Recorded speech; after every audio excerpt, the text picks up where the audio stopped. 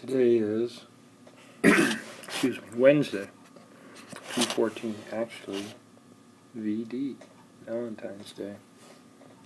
Alright, CIS 332 database and SQL. The students did exam 1, and that was all the work we did in class.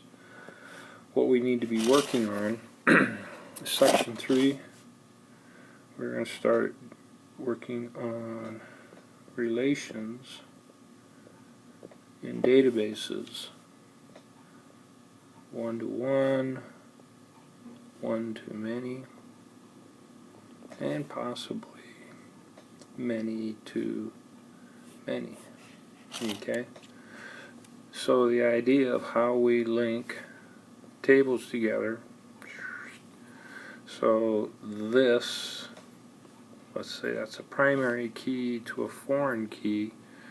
Can this foreign key repeat here? So that would be a one-to-many. Okay.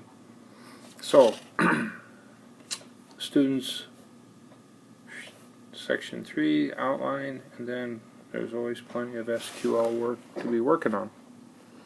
That is it.